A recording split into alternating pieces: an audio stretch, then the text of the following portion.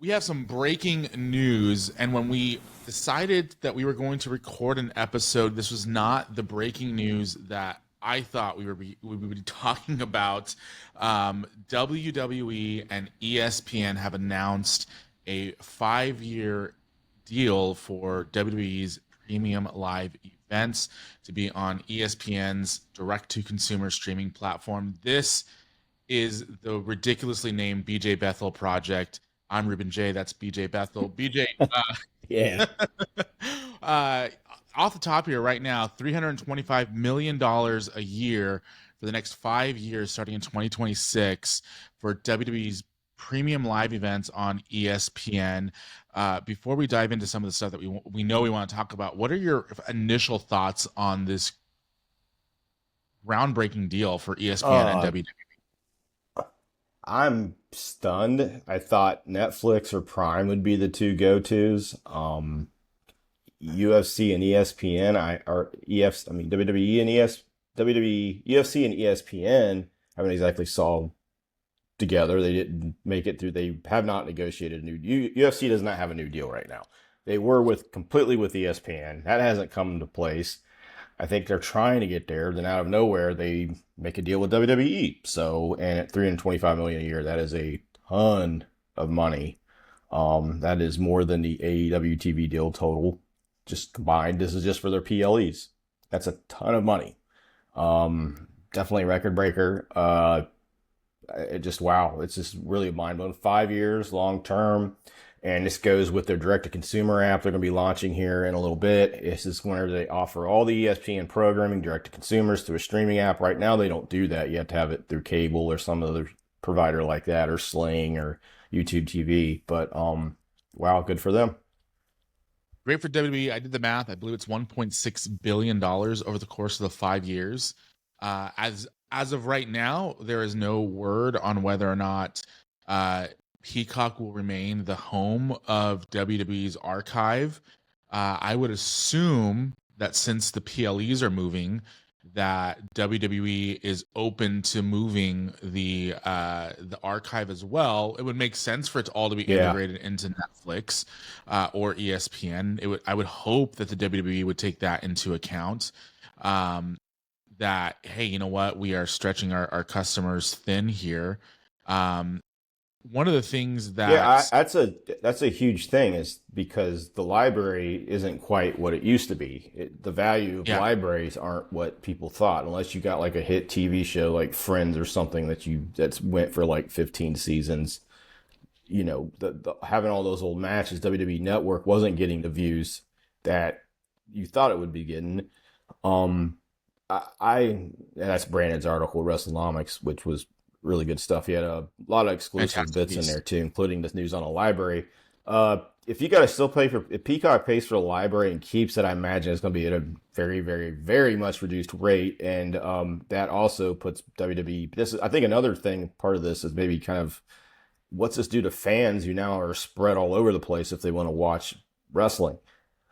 Yeah, so that's the one thing that to me, that's the first thing that went through my mind. Originally, when I read the headline, I thought, oh, WWE Network's moving over to ESPN. Like, that would make sense in my head. But Yeah, then when you actually read the article, you realize, no, it's not everything moving over to ESPN. It's just the PLEs. And it's yeah. $30 a month for this new streaming service. And so, I think, what's this guy's name? Sancho West did the math here on the screen if you are watching. Yeah, The he cost of good being a job WWE of fan, Sancho here on Twitter. the cost of being a WWE fan in 2026 in the US a month. To watch WWE PLEs every month, it's going to be $30 plus $18 for Netflix for Raw. And then if you don't have cable and you're using Sling, it's going to be $46 a month. So you add that up to I'm rounded up to $94 a month. That's an insane amount of money just to watch WWE television, just to be You're gonna a have WWE TV fan. if you want to watch NXT and everything, I mean, you can watch NXT on CW, which is a network, so you can get that for free over an antenna. Everything else you have to pay something for, and you're looking at spending close to $1,200 a year. And Jeez. there's one thing I don't see in the details is are the PLEs free on ESPN, or do you have to pay a PLE charge or an upcharge to get that on the app? This is breaking, so I haven't checked anything out, and I've been running around doing normal dad stuff today, but I'm guessing if you buy the app, you're getting these pay-per-views as part of it. If not, that's another chunk of change you're going to have to add to it. Just wow, that's just a lot of money. And this gets into situations that I've talked to with people in the TV and the media business, which is how much is too much. Like a lot of these apps people bought because they didn't want to get advertising. Now they're paying double and they're getting hit with ads all the time. And that's not going to stop. Netflix, Peacock, everybody's wanting to up their ads. They want to make more ads per subscription that they have right now. I think Netflix is around $13 per subscriber right now. They want that to be $17. So they're going to be hitting harder in that direction. Wrestling, WWE fans are really getting stretched right here. And I 100%. Wonder if, I don't like this on the consumer side at all. I think this is asking them to pay an awful lot for what will essentially be being spread across 4 or 5 different apps. 90% of the time aren't airing what you're going to want to watch. 100%. And if you remember correctly, when UFC and ESPN made their deal for whatever, I think pay-per-views, originally we thought, oh, this is going to be great. You pay one subscription price, you get the UFC fights, like WWE Network. But no, you end up having to pay like $80 additional for, like, you had the streaming price, plus you had to pay additional for the pay-per-view. And so I would not be surprised if there is an add-on for the WWE PLEs.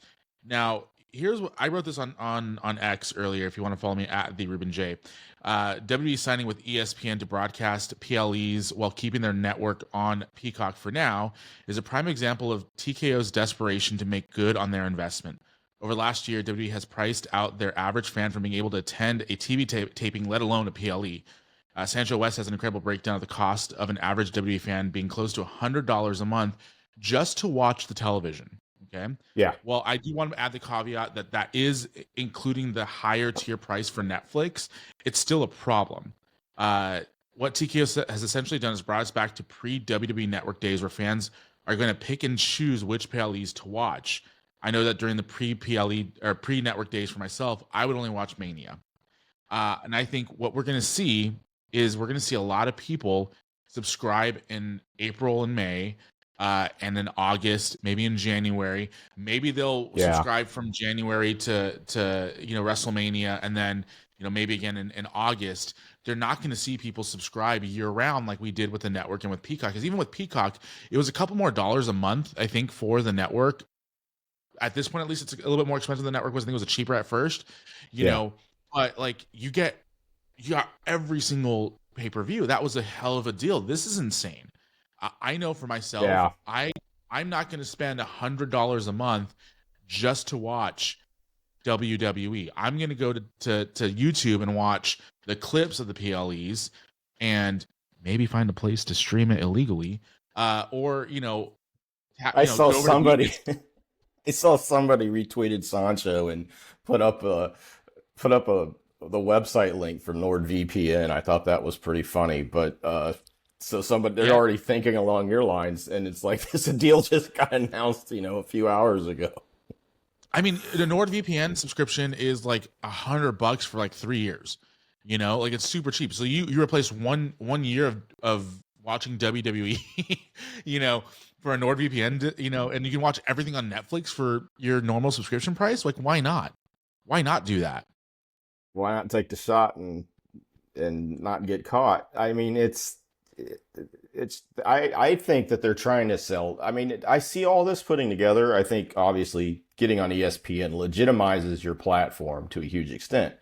That was with the UFC. I think that's one reason why UFC still wants to be on ESPN, even though they are offering a drastically much lower amount of money for their package. That's what they were offering up until their exclusive negotiating period ended. But if I'm Endeavor and I'm looking at and I know people are going to say, oh, you're rumor mongering. Oh, you're saying this. What possible more money could you get out of this right now? If there's a time to sell or find a buyer, this is the time to do it. And Endeavor's about buying and selling things. It's if you want to find a hedge fund that wants to jump in here and maybe collect some off of this, like, I mean, this was something the hedges were doing a lot with local TV stations. Well, look at the guaranteed money you got coming in right now with WWE. Be a great time for TKO, be a great time for Endeavor to say, you know, once we get UFC a deal, once we get that, you know, maybe we unload this thing. I don't know, because, you know, they're going to get top dollar for it at this point. And I don't see how this could further escalate, because, you know, you're going to have a lot of changes in the media business. And as you said, just the price to go to a show is insane. Now that's $100 a month just to watch them on TV. I mean, and that's not count. I mean, what if you're a wrestling fan and you don't like sports? And that describes like 75% of wrestling fans. They don't like watching. Yeah, they don't like watching football, baseball, basketball. I mean, I'm more of a sports fan who fills in with some wrestling. It's like, I'm not interested in paying all that money. Now, and it's like, what are they else are they going to watch on ESPN?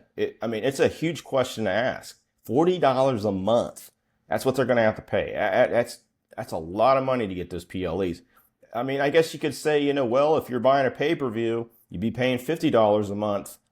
I guess you could look at it that way, but they're treating these PLEs more like they're big Monday Night Raws, not like the old school, you know, when they ran pay-per-views only 6 times a year, you know, big events.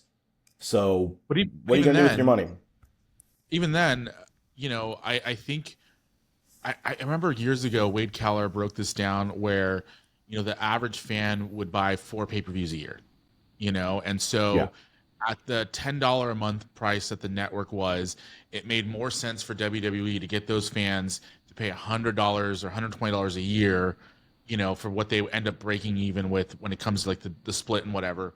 It made more sense for WWE to have that network subscription versus them buying like 4 pay-per-views a year. You know, I think today's economy, I think where we're at today, people have been used to paying one price to get all this content. I don't think the average WWE fan is going to go along with this. I just really don't. I think at some point they're just going to say, you know what, it's too much. It's too much. And so at your point too, you know, Endeavor bought UFC for $4 billion. They gave WWE a $9 billion evaluation, if I'm correct, right? Yeah. So according to Perplexity, which is an AI system, so take that with a grain of salt, TKO Holdings is worth about $35 billion valuation per, you know, with the shares. What a hell of a return on investment. Yeah. I mean, what's their share? Let's see what the stock's doing right now. Let's take a good look. TKO. Well, it's $158 a share. And it's actually, I think, down $5 for the day. Open today at 167. So where was it when Vince left? It was 80, 70, 80 bucks. Yeah. So right now, if you bought shares back, let's say 2-3 years ago, you're a very happy person today. Yeah. I remember, side note on that, I remember Eric Bischoff, I guess he got some WWE stock when he worked for WWE for, you know, a cup of coffee. And I guess he sold it when it bottomed out a few years back. And, you know, he was talking on his podcast that one of his biggest regrets when it hit $100 a share. Man, this is absolutely insane. Any final thoughts? Any final thoughts on the WWE ESPN deal? I mean, it's great if you own TKO stock, it's fantastic. If you're a wrestling fan, probably not so much. It's just you're really hoping you have a hardcore fan base that can afford this every month. And if you're a wrestling fan, it's I think this also causes you to decide, how much do I want to watch AEW? Like if I'm a WWE fan, I like watching other companies. How much do I want to watch AEW? You know, maybe I price them out of my budget. I don't know. It's going to cause, and I don't think that's going to really happen. AEW is a lot more cost effective. If you look at, you know, they're available on linear cable, both shows. You can buy their pay-per-views. You know, they don't air every month, but you can get them for $50. And when they do, they're usually the best pay-per-views you're going to ever see. They're the best pay-per-view company in history. But you look at sheer money, that's what a company's designed to make. This is fantastic for WWE. You can't beat that. We'll see what happens with fans in the downturn and in the down. As this goes on, we'll see what happens with fans. But so far they're hanging in there. We'll see what happens. I don't know. I think this might push them to the limit. I mean, you're looking at $1,200 a month. That's not counting whatever happens with the library. I mean, that's $1,200 a year. $1,200 a year, maybe $100 a month. If you can get some of that out, watch CW on network, but oh man, well, and the that's cost a of lot of money, man. Yeah, that's too. That their prices are going up. Netflix prices are going up. ESPN's coming in at 30. They coming in at 39 or 40? I think it's $29.99. There's been talk about the $39.99 tier with ESPN when that debuts. So what happens there? I mean, these apps aren't going to get any cheaper. So this is a huge concern right now, massive concern, and you're not getting the most bang for the buck because on top of paying these outrageous prices, you're getting hit with advertising. This isn't going to be able to, the market, the TV and media market, this is not just the WWE, the TV media market cannot do this and make it sustain. 100%. I did see somewhere, this is unsubstantiated reporting. I haven't seen it reported anywhere with legitimacy, but there is talks that if you're a cable subscriber, you might get this ESPN app for free. So if that's true, we'll stay on top of that, and I'm sure BJ will report on that as soon as he has any word. It might make at that point it makes it gives you a little bit more breathing room if you're one of the wrestling fans that has ESPN as part of your cable bundle already. At least you're gonna save a little bit of money at that point. But I think even then it's still cheaper to cancel cable than whatever. The last thing I want to say is that if I were Paul Levesque right now, the pressure to make these PLEs worth $30 a month will be giving me heart palpitations. Yeah. And we all know that Paul Levesque should not be having heart palpitations right now. So there's a lot of pressure there. Yeah. Well, now we know why they risked bringing Brock back on Sunday. I mean, this had a lot to do with it. They wanted a banger coming into this, and despite the legal problems, this is why they did it. And there's going to be a lot of pressure to deliver. And so far this year, WWE has not done it. They have not done it since Mania. Maybe that's part of getting the belt back on Cody Rhodes, putting it back on their top draw guy, getting rid of the bad guy Cena guy. Maybe that's part of straightening things up. But creatively, they've been in a downturn, and a big time downturn. And, if they're going to ask fans to pay this much money, they're going to have to crank it up a little bit. 100%. And I think this is a great transition into what was supposed to be our leading story, what was supposed to be our leading conversation, which is insane also to think that you think that this news pushed this news back a little bit, but WWE's decision to bring back Brock Lesnar in the midst of a very, very, very serious lawsuit against the company and the company's essentially founder, a lawsuit in which Brock Lesnar was named a couple of dozen times.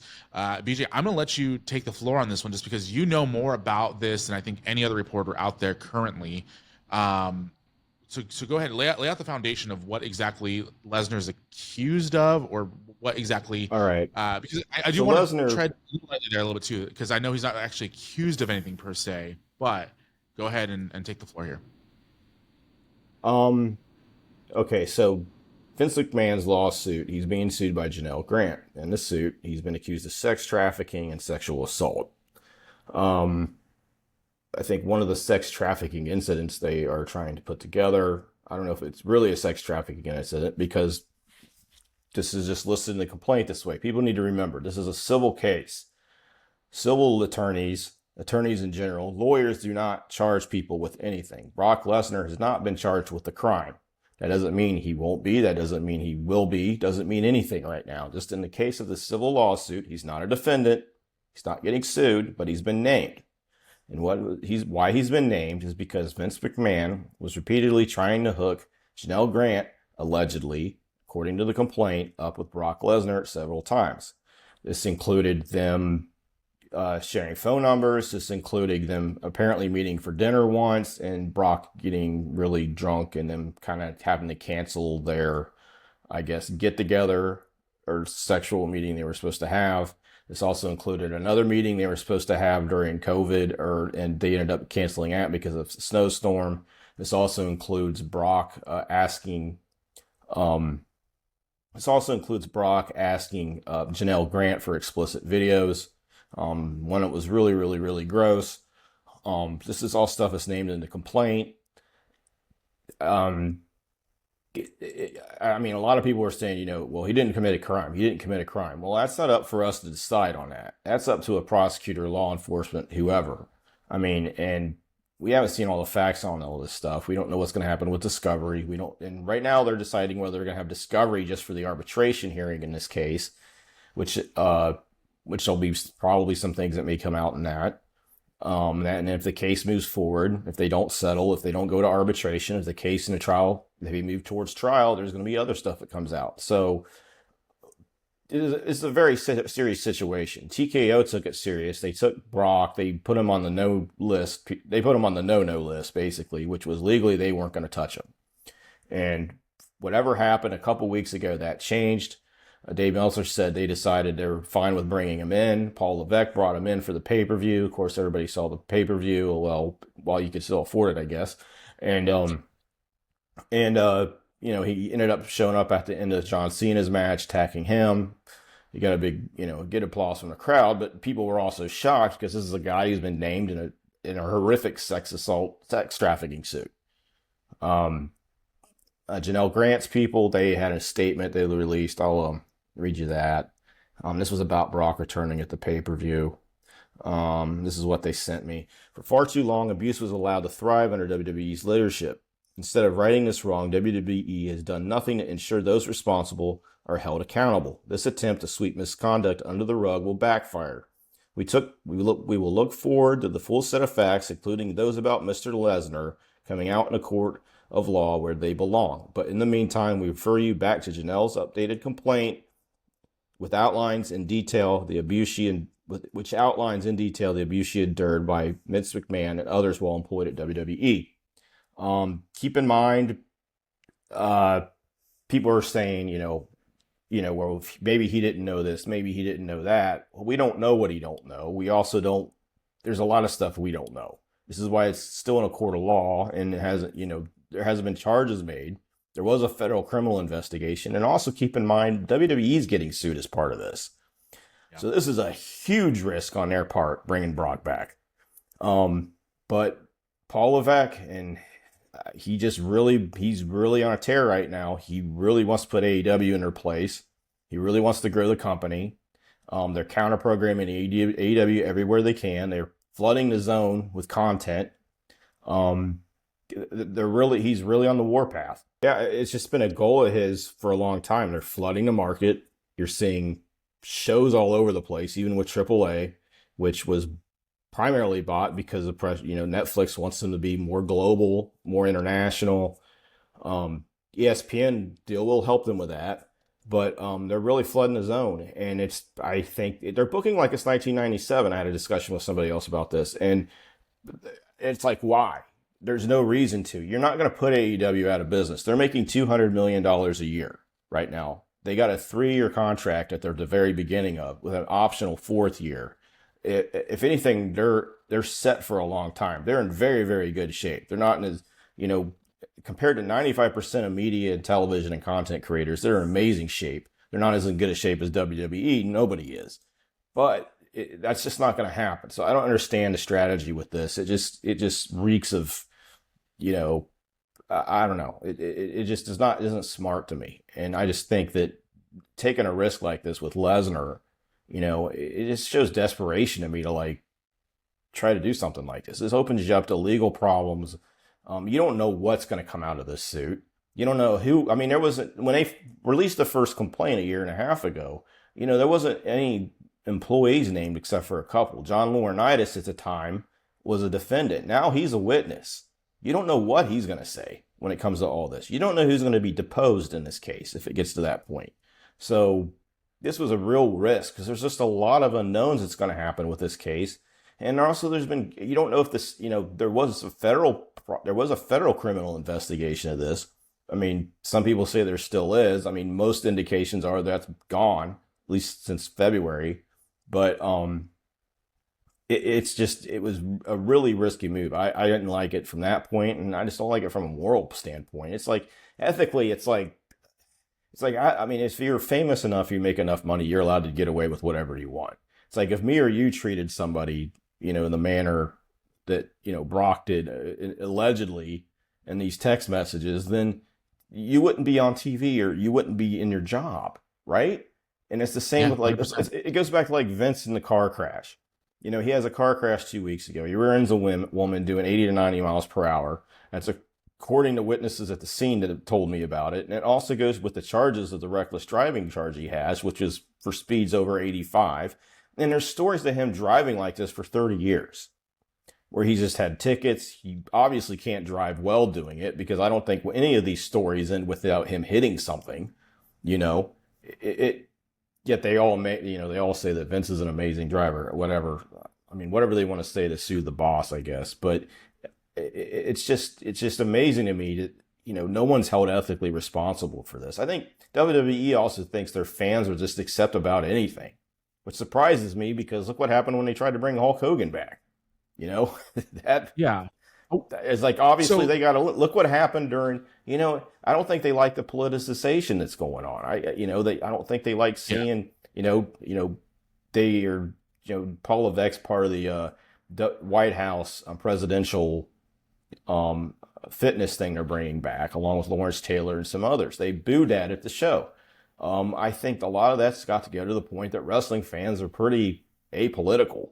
They don't want anything. I mean, you go anywhere in life. I mean, me and Ruben are on totally different sides of the political spectrum, right?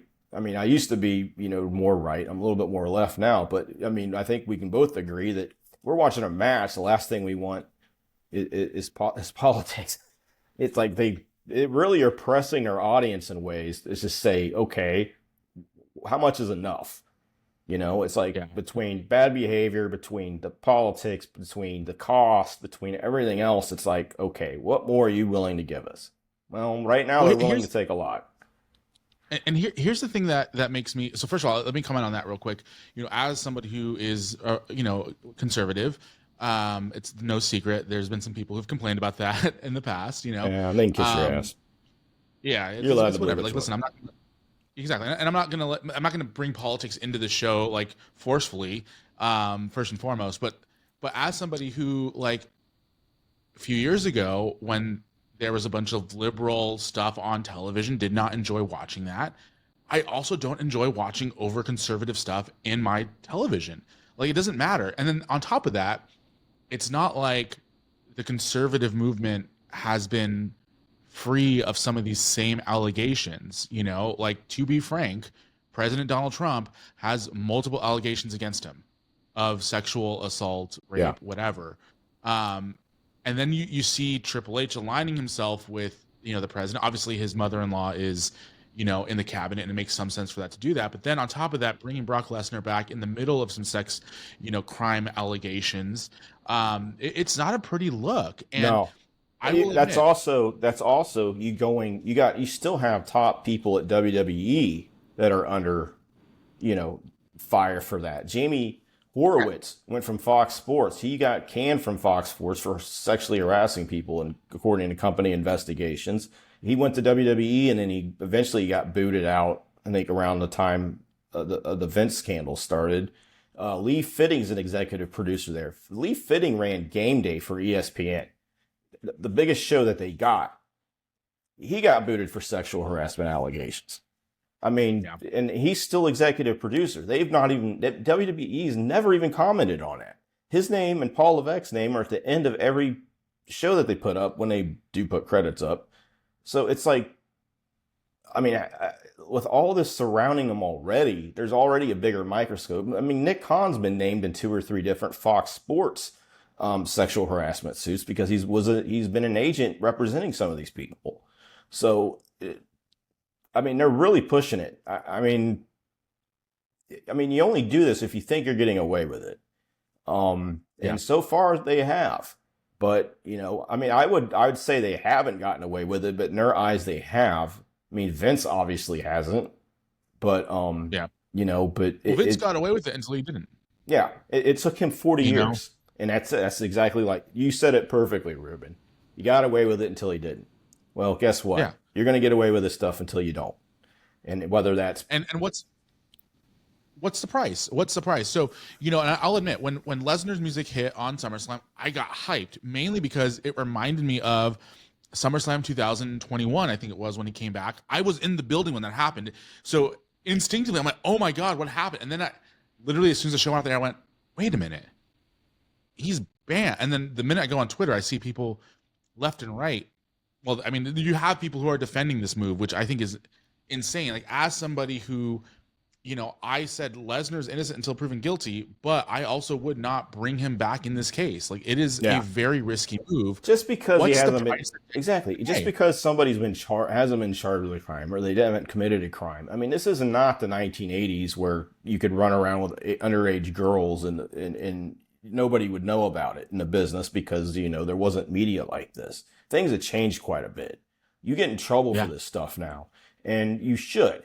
And there should be some moral. I mean, you can't sit there and say we're the PG wrestling product. We're not the one that bleeds all over TV, and we're going to align with the conservative movement. We're going to try to uphold Christian values, and we're going to put Hulk Hogan on. We're going to let him talk about Jesus, and then at the same time hire and keep bringing back people like this. You can't do that. And to me, it's just you're really pushing it, and it's going to hit a breaking point. And and there's other guys in that building too who have some long sordid histories. And, it just watching this go on and on, it's like, man, I feel sorry for Janelle Grant to have to go through this. I'm sorry for any of this, there's other sexual abuse victims who sit there and they keep turning. It's like, supposedly society's turned a corner, but then you turn on TV and you see otherwise. And there's some bad reporting on this as well. I want to say one of the funniest exchanges. Let me see if I can pull it up here.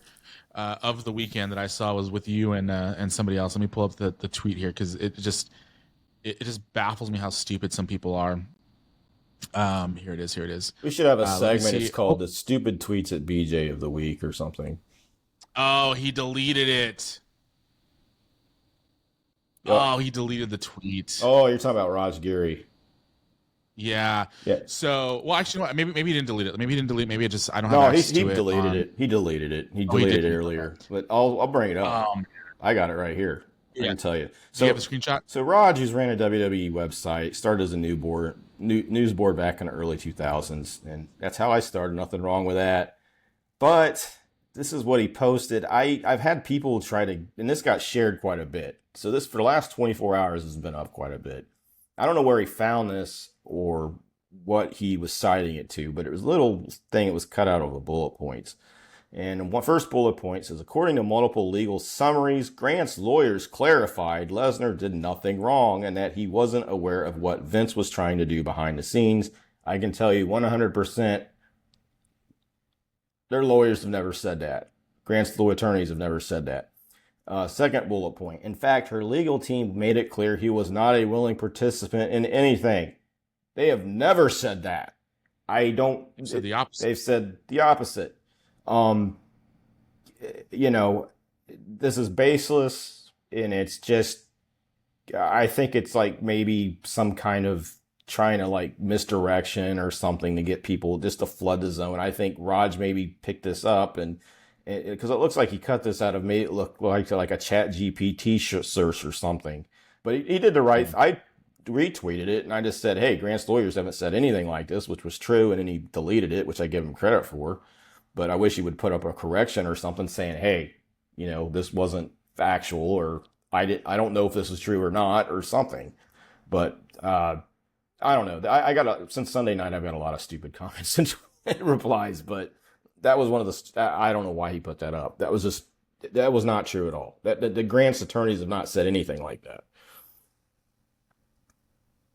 Yeah, 100%. Like, it's just, to me, it's just so like, why why would you? I mean, is this guy a reporter? Is he a reporter? Or is he just like a commentator? Like, what is? Do you know anything I about this mean, guy? he's just a wrestling. He's a wrestling media news guy. He ran a WWE centric website, starting back in the 2000s. It was back in my day, so he's been around a long time. I'm sure he's got great sources, but I mean, he really blew it Yeah, I on that mean, one. He really blew it on that one. yeah, that one, in my opinion, deserves a full retraction and apology type of a thing. You know, Yeah. because that's just making stuff up. That's literally just moving around fake news. I've not seen any of it. I've not seen any. I've asked them about Lesnar, and they've never made a comment like that to me about it. They've never said he was not a willing participant or anything like that. I think I've even asked them point blank if they saw him as being, because I mean, Vince in this lawsuit clearly fetishizes Lesnar quite a bit, which seemed to be something that happened to Lesnar a lot in the business. But what he claims in those bullets, that's not something Grant's lawyers have said. No. So let's talk about the other kind of WWE Lesnar centric news. Is, you know, on Saturday it was reported that WWE was no longer going to have their press conference following the PLEs. At first, it was cited that WWE wanted to try a new format, a new concept. And then at the end of Sunday night, it became increasingly clear why WWE decided not to do their post-show conference. I know you have some exclusive reporting on some of how this was communicated to press on site. Go ahead. Let's talk about that first and foremost. How WWE mistreated their own press members. Okay, so I have three people that were in the press box tell me. One drove a day to get there. The other was there who lived in the area, and another who flew all the way from the United Kingdom to be there. They found out after the credential deadline, after they came in and were given credentials, because you got to get there by a certain time, then they give you credentials. Well, after they got their credentials, they found out, guess what? We're not having any press conferences. Now, yes, the press conferences are usually trash. You got people asking The Rock about what his Waffle House order should be, or you got wannabe content creators or whatever they're doing, basically taking up oxygen that the rest of us could be using. Yeah, they're trash, but you still get statements from Triple H. You still get statements from Cody Rhodes. You still get statements from people that are involved with the company. You still get some facing time, and you still get a chance to ask a question. Usually somebody gets a chance to fit in a good question, maybe. And to do this right when these people were getting there to do their jobs was just absolute crap. They knew about Lesnar coming back for weeks. This got cleared by WWE legal at least a couple weeks ago. There's no way they didn't know beforehand. And this was probably maybe their way of messing with reporters. From what I was told, the press box was pretty empty on Sunday compared to Saturday. There was it was noticeably less people there. And deservedly so, because it's like, you know, why stay around for this? Especially after, you know, they kind of slapped us in the face like that. Yeah. You know, this is supposed to be, you know, I mean, if any company supposedly, you know, you go back to the 1997 Attitude Era period, it was like, we're going to, you know, they championed the First Amendment and your right to bring crazy signs and all this stuff. And, you know, obviously that's just a one-way street with them, especially when it comes to the reporting, because, you know, they stuff it with people that ask, you know, they're obviously not asking journalistically type journalism, you know, news questions that are meant to do anything other than, you know, not to actually get to the answer of something or lead to some reporting or find out answers to, you know, big questions. They're asking stuff to suck up to the company or, you know, to hopefully get favoritism from them. And, you know, I mean, part of me is glad to see it's gone. I think a lot of it was a farce.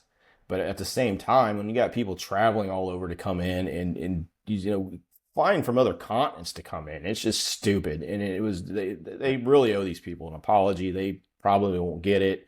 But reporters are going to remember this stuff because it's like, okay, if they're willing to do this to you and you have a voice and you're talking to people and you're on Twitter and you're on, you know, you're on your various websites, what do they do? What are they willing to do to fans? Well, I think we can see that. Yeah, the one thing that, you know, obviously I know how the industry works to a certain degree. I've been on the industry. You know, usually when you are a credentialed press member, your organization or yourself are covering the expense of travel. You are going to these events. You know, typically in my experience, at least with most major companies, they put you in a nice room and they'll feed you and they'll give you like some, some goodies or something to make good for the time. I know the last time I went to an AEW event, that was not the case per se. They gave us a couple of things, but nothing really worthy. But they gave us like almost unprecedented access to talent. I'm not sure how WWE works. I'm assuming it's the same way where you're covering your own cost of travel. Yeah. I would be furious if I flew from California to New Jersey only to find out that I wasn't not only not going to have access to any talent, but no press conference, nothing that I can create original content with to potentially make my money back on my investment of flying out there, let alone flying from a different continent. It is my hope that WWE does a make good and says, let me give you an exclusive interview at the very least of some sort, or like, hey, here's some money back towards, your cost of travel. I know it's not going to happen, but like that would be the nice thing to do, because that to me is so disrespectful. Like, if you weren't going to have the press conference, that should have been something that was communicated within enough time for people to reconsider their travel arrangements. Would you really fly from the UK to the United States to just sit in an event and not have access to talent? Probably not. You could probably get a refund or reschedule that flight for another time. I mean, some people, it is extremely most people I talk to, one of them happened to live in the area. A couple of them, they had companies that paid for this. One of them was with a more of a mainstream outlet, so they had their stuff paid for. But generally, they were a wrestling fan. They were kind of doing this on their own, so they still had to pay for a hotel, but they managed to get like their mileage paid for. But the other persons, one of them lived in the area, so it wasn't a big expense. The other one, his company paid for their travel. But still, it's like a lot of those people are coming on their own. That's coming out of their own checkbook. And like you said, it's like, give them some exclusive interviews or something. The thing is, I don't think any of that's going to happen. They just treat, even the mainstream press, they really treat badly. But, the mainstream press hasn't really, done much better as far as covering it, except for, maybe Vice News and the Wall Street Journal. But, but I'm also like, I'm okay with the mainstream media being kind of pushed around here a little bit, because they got big pockets. Like, if they send a reporter to WWE, it's going to cost them 0.1% of their annual budget. Like, it's not going to be a big thing. I'm talking about like some of the smaller creators, even smaller, those people, this is going websites. Yeah, they're not going to get the clicks. They're gonna lose out on content that they were making to hopefully keep going. And maybe this was kind of a dig at that. Who knows? Maybe they wanted to cost some people some money. Maybe they thought it was funny. The mindset there is just always bizarre. It makes covering them extremely hard, and it makes it a two-way street where you got reporters that suck up to them and believe everything they say and don't want to report anything negative, because as soon as the first negative thing comes out from your mouth or your reporting, well, then you're on the shit list. And but that's not real reporting, and that's what they desperately don't want. Any of that. They've had their way for a long time. And the thing is, if they're going to do press conferences, if they're going to even pretend they're going to be open or do anything, you got to play by the rules, and they're not doing that. And this was definitely an abuse of that. Yeah, 100%. I mean, at least AEW's media scrums afterwards seemed a little bit more open to journalistic integrity and questions. Sure, Tony Khan would shy away from questions he didn't want to answer. Every major press conference does that. If someone asks a question they don't want to answer, they're going to brush it off. At least with the new format, and we'll see. This is going to be telling to see if this is something that lasts the test of time, or just until Brock Lesnar is no longer with WWE, we'll actually be able to really tell and see if this was a Lesnar-centric move, or, was it a little bit of this, a little bit of that. But at least with the new format, at least they can say, hey, this is a scripted environment. This is what we're doing. We have control of the narrative. And, at least it's a little bit more there's a little bit more integrity behind it than allowing some people to come out and potentially ask a question and only picking on your favorites. And absolutely, it also eliminates, like you're saying, the people who are sucking the oxygen out of the room.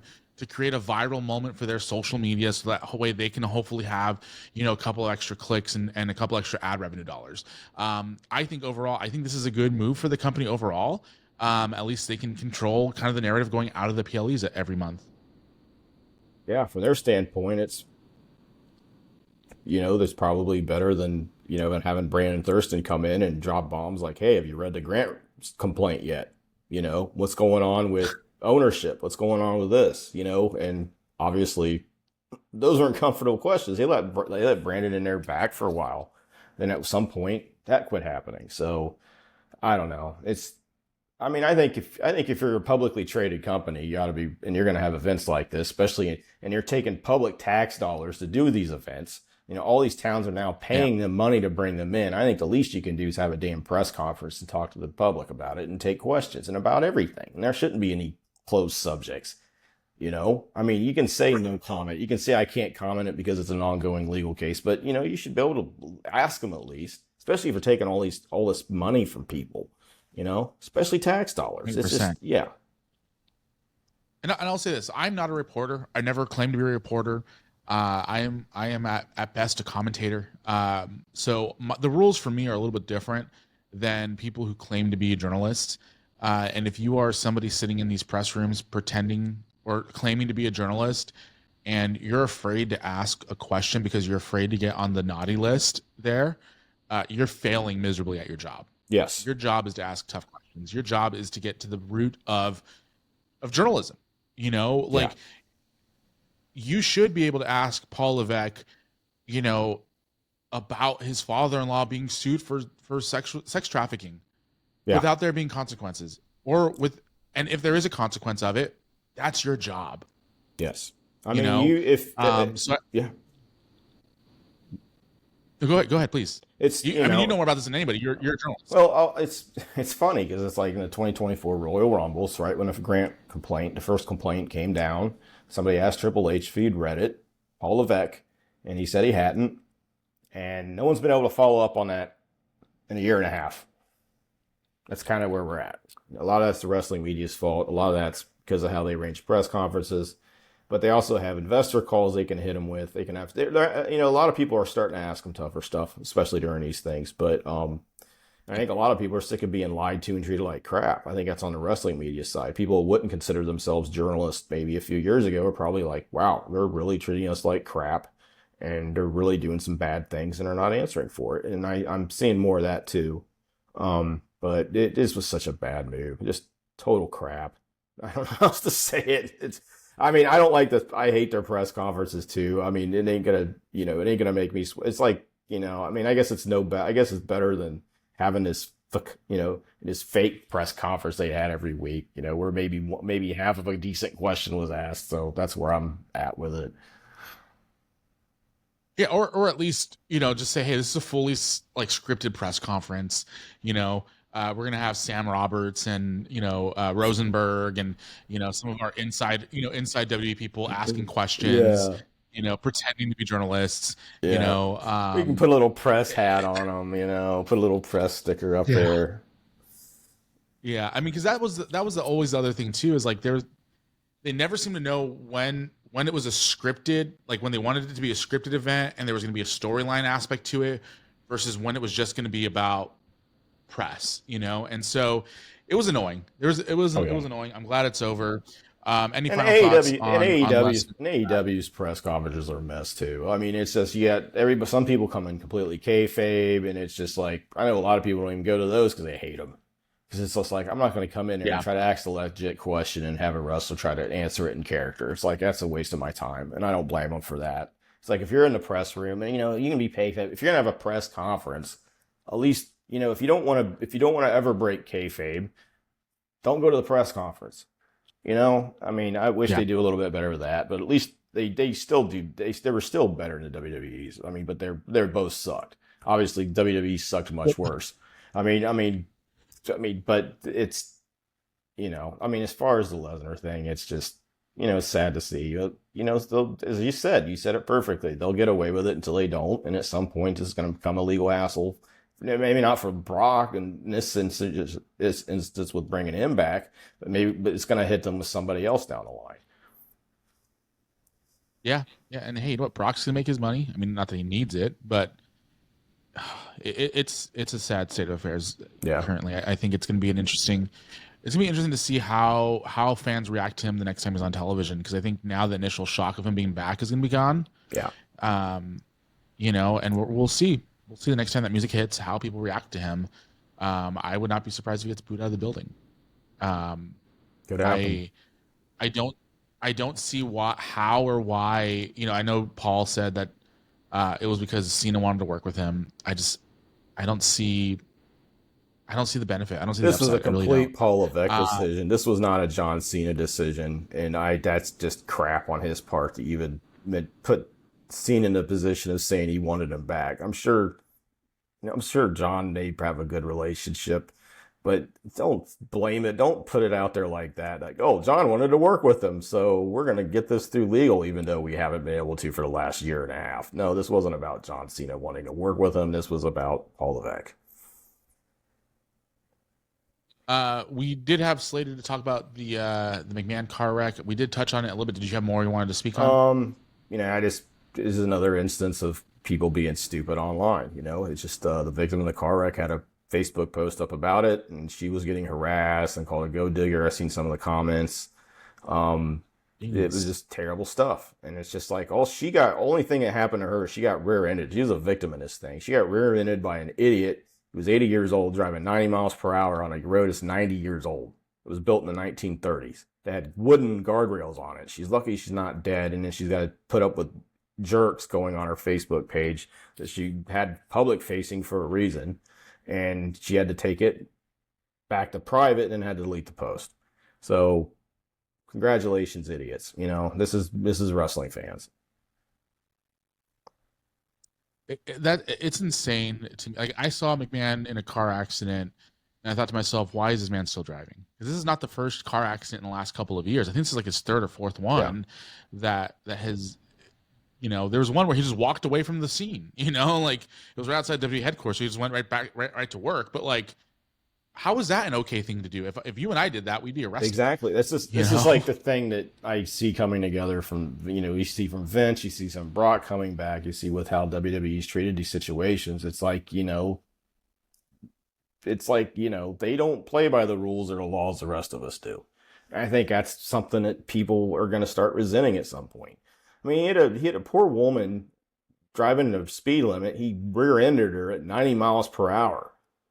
80 to 90 miles per hour. That's not, that was according to people who were on the scene. It's also according to what, it was in the Connecticut State Police incident report of this, which I've read. I've also requested the body cam and the dash cam from it. Hopefully I'll get that. But, it wasn't a good way. It wasn't a good couple weeks for WWE and, showing the working class, company that they always said they were. They're just, it just was not good stuff.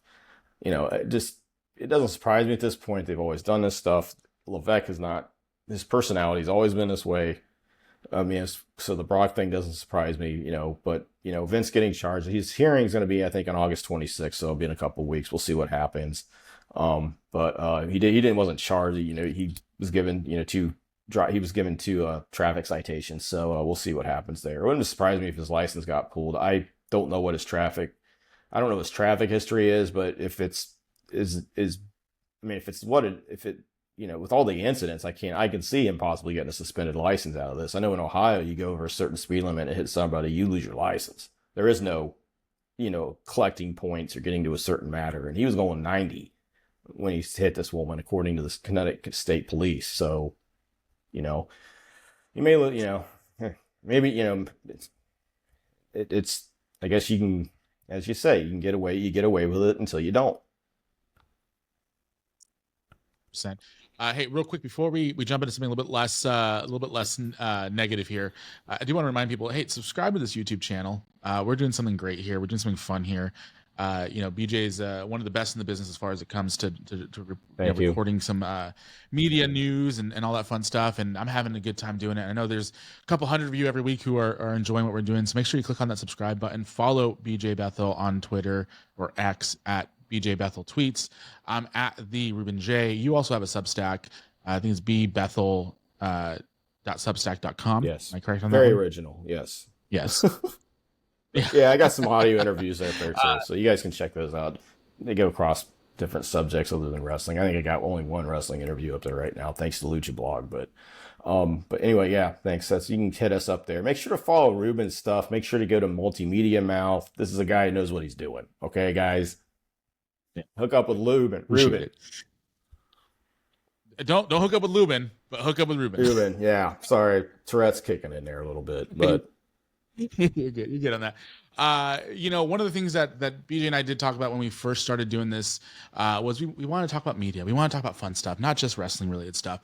And so, BJ, you been watching any good movies this summer? All right. So I saw Happy Gilmore 2. I really liked it, mainly because I watch sports and Scotty Scheffler might be the first PGA Tour golfer, along with Will. Oh God, I can't pronounce his last name.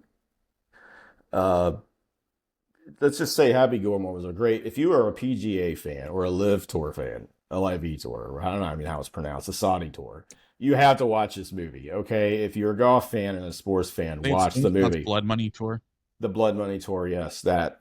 The Saudi Blood Money Tour coming soon, along with the Saudi Boxing Federation, the Blood Money Boxing Federation. If you love golf and if you like, it's a kind of I liked it because it was kind of a throwback to the first. It was kind of a love letter to the first, and the cameos work. It did what it was supposed to do. It was the best Adam Sandler movie in a long time, at least comedy wise. I mean, he's made some great dramas in the last few years, but it was best comedy. It was the best comedy movie in a while, and you could tell that there was a million people who wanted to be in this movie. This might have the largest cast I've ever seen. Like, it's just gigantic. I mean, there's golfers that probably took months off to film this movie that are pro golfers. It's like, how do they get these guys for so long a time?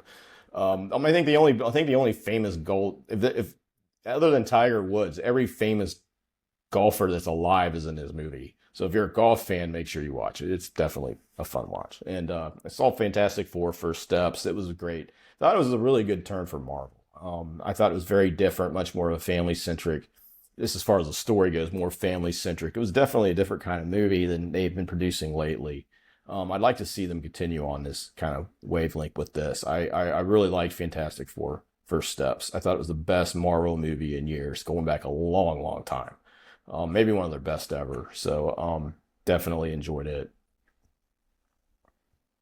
Yeah, I'll be honest. The last movie I saw was Mission Impossible, which, if you have not seen the latest Mission Impossible, it is fantastic. I haven't seen it, and I'm a huge fan of the series, and I got stuck in a couple weeks where I didn't get it into the theaters, and my daughter has not forgiven me for it. So but we're unless I haven't, it's still playing it. I checked, it's still playing in a theater around here that's 45 minutes away. I may go try to hit that up on one of the weekends while it's still in the theater, because you can't. Yes, you got to watch a Tom Cruise movie in a theater. I think he'll come to your house and beat you up if you don't watch it in the theater first, at least. That might be Tom Cruise will literally, he will take you in on one of his stunts and just let you and drop you. If you don't watch the movie theater. Like this, the one thing that I really, really appreciate about Tom Cruise, and we can talk about his controversies if we want to, but the one thing I really like about him is that he is so focused on creating a theatrical event, and he actually spends time talking to people about going to the theater. Yeah. Like, I have a friend who had an interaction with Tom Cruise, and off camera, Tom Cruise said, "Hey, I know you're about to go watch this movie on our dime, but go and buy a ticket. And go and buy some popcorn and buy some concessions." It wasn't just buy a movie ticket for my movie. It was like, support the theaters and support the crew, support the people who are putting on this whole event. I love that about Tom Cruise. You can talk about his downsides all you want, but he is really, he's had this negative side to his personal life. And it's a big negative, but he's also found a way to say, I'm going to try to do something positive. And he does it through his movies. He makes them experiences. He believes in people making movies, and he believes in the people working on them. And I'm glad to see him still at it and doing it. And I'm sad that this will be the last Mission Impossible movie, but I can't wait to see it. And I'm going to find a theater to see it in. If I have to break into a theater and bring the film with me, I'll do it. Hey, Can you imagine like going to like your local theater and being like, hey, listen, I will pay $100. Like, can you just play Mission Impossible for me? I would do it. I mean, yeah, seriously. Like, I mean, it was the same thing with F1. I mean, Christopher McQuarrie or Joseph Kosinski directed that. He directed Top Gun Maverick. Him and Cruise are real tight, and they have a lot of the same beliefs as far as movies go. And F1 was just a similar experience. I went the first day it was out. I took my son because he's a huge F1 and he's a huge car fan, racing fan. He's a gearhead like his dad, and it was amazing. So that was another great movie. And then it was just, it's boilerplate kind of plot. If you're an F1 fan, you're going to groan at some of the plot points, some of the things they say, but at the same time, it's just, as a movie, it's just fantastic. And as far as filming and just what they put into it, it's just a fantastic film. And, it was great seeing that. And I thought a lot about Tom Cruise when I watched that because, I watched Days of Thunder about 5,000 times growing up. Robert Duvall was probably the greatest movie car mechanic of all time. I'll say that. He should get him an Oscar for best ever movie car mechanic. That's what I think. Yeah, F1's on my list of movies to watch, and I think I have like another week of it in theater, dude. Yeah, it's because I like at first I'm like, oh, I'm gonna wait until it's in theater or on Apple TV to watch it because it's an Apple TV, film. But then I've heard multiple people say no, you need to watch it in the theater. So that's one of my thoughts. So here's my challenge to you: if you get a chance, try to go this weekend to go watch Mission Impossible. I'm gonna try to find some time over the next couple of days to go watch F1. And then we'll talk next time about our experiences watching these movies in the theater because I think they're incredible. Thank you, right. All right, BJ, that's it. That's everything that we have on our list of things to talk about. Man, what an incredible episode! If you enjoy what we're doing here, make sure to subscribe, share it with a friend, do all the fun stuff so that way we can keep this going. And for those of you who have been asking, all two of you, for an audio feed. That is in the works. So I am on the process of setting up an audio feed so that way you can subscribe to us on Spotify and Apple Podcasts and all that fun stuff. BJ, any final thoughts? Hey, I'm not really. I'm kind of shot. I've been covering the Lesnar story since Sunday. I was on vacation when it broke and on Saturday night or Sunday night. And then I've been at it nonstop. So I'm kind of ready to take a break, but it was a pleasure to talk to you as always, Ruben, about it. You bring the good stuff. So, yeah, if anyone keep watching, if you got any questions, tweet them to me. I'll make sure to bring those in. We didn't have time for the Q&A today because of the WWE breaking news with ESPN, but we'll get to that. Yeah, maybe we can find time in the next couple of days to do a Q&A centric version of this podcast. But for now, we'll see you guys the next time we find time to break news. Thanks. Bye.